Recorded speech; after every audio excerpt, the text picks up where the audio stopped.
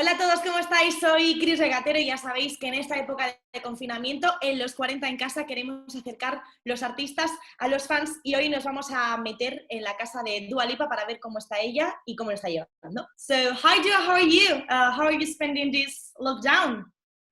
Hi, I'm good. You know, I think now we've been in lockdown for quite a long time, so we're trying to get creative with ideas, but it's been good. It's been, you know, playing games, cooking, going on a walk.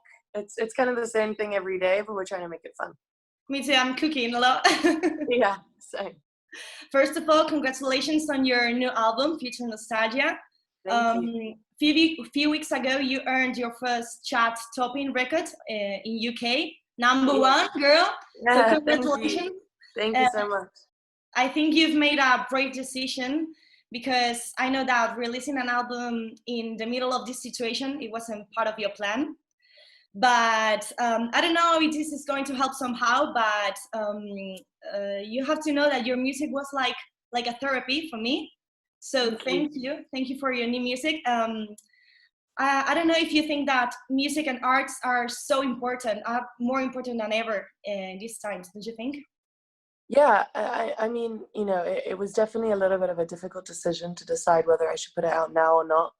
But because I made this record to get away from anything that was going on in the outside world, it felt like I just had to put it out when it was time. That was initially going to be April 3rd. Obviously, it came out a week earlier. But it just, you know, for me, hearing things like, you know, that it just made you want to dance during this time or gave you a little bit of comfort or some light, you know, I feel like I made the right decision. So it makes me super proud and really happy. So thank you. Absolutely. You've made the proper decision. So Thank you.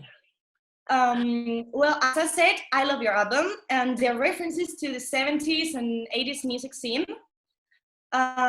with sounds that remind me to another one by Zedad, by Queen, Need You Tonight by INXS. Is this kind of a tribute to the music of these decades or simply inspired by them? It's more like, you know, all the inspiration, the excitement that I have from those memories, you know, listening to my parents listen to those songs at home and that kind of music and dancing to it and you know, all that kind of stuff was very, like, it was such a beautiful moment in my life. Like, I had so many amazing memories, and even now when we listen to those songs with my family, it's still the kind of same feeling. So I wanted to touch on that emotion and that excitement and recreate it myself in like a more modern way.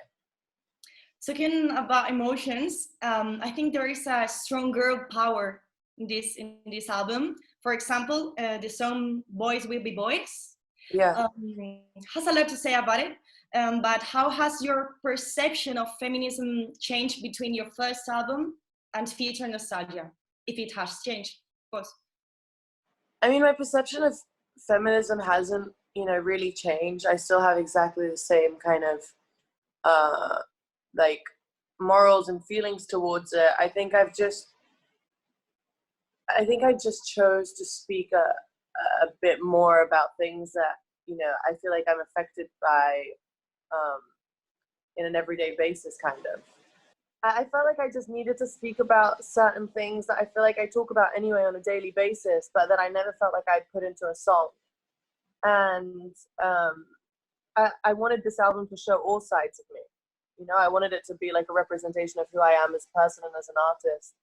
And, you know, after a conversation with my friend Kennedy and Justin, who I wrote the song with in the studio, after, you know, talking about these experiences and realizing that not just me, I'm not the only person that's experienced something like this, and I thought I should put it in a song, because for me it's important to put things in songs in the hopes that other people will relate to it, in the hopes that other people will hear it and feel the same way, to give people a space to feel seen and feel heard and to start a conversation. And by no means is a song like a man-hating song or anything like that.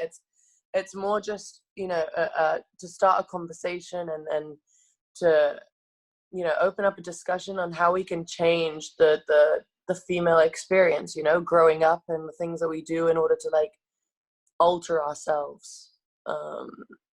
in order to fit somebody else's lifestyle, which I feel like is quite unfair, and I feel like we have to do it a lot. And so that's really what the song was about and why I wanted to do it. I agree. Nice. Well, I've noticed that there is no collaborations, no featurings in the album.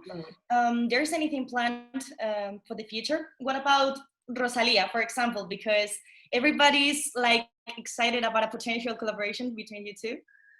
Oh my goodness, I'm such a fan of hers. I absolutely love her.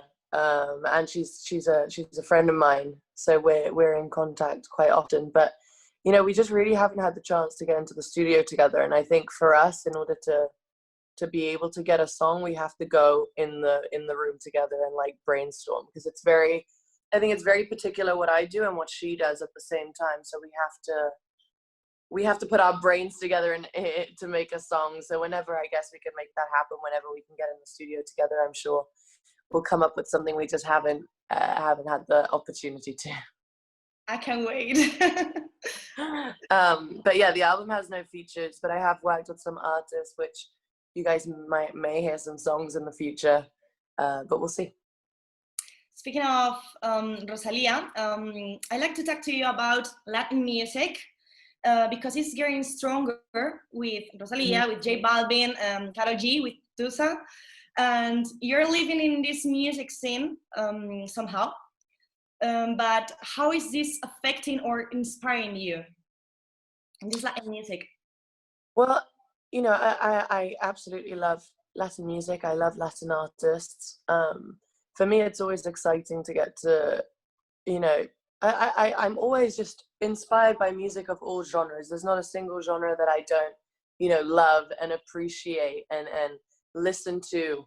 And I think, you know, what I love so much in music is the merging of cultures, the merging of artists, the way artists come together to create a different experience for the fans. I think it's always exciting for fan bases to see, you know, artists coming together and trying out something different, especially when you know, artists that you wouldn't necessarily expect to work together. And I think that's just like the beauty of music, you know, and how, you know, there's kind of no genre in a sense, but it's the artist that really is the face of the music. And for me, it's you know, maybe soon you guys will hear me on a Latin song, maybe. But yeah, I think it's beautiful, and I love, you know, the whole this fluid genre, you know, like yeah, I think it's sounds. I love it. I think the fluidity, and in music, it's so beautiful to be able to you know, collaborate and make something so beautiful that, you know, doesn't really just have to be for it can be for everyone, is basically what I'm trying to say. You know, so everybody can enjoy it in whatever way that they want it. So that's you know, music. So is this how you imagine the future of music?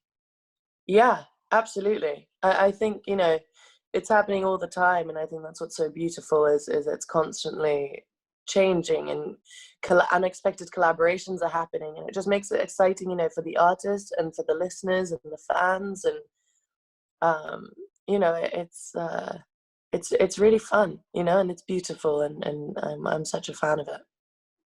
I don't know if you can remember, but you were one of the biggest stars to attend LOS40 Music Awards 2018. Oh my God, one of my favorite nights ever.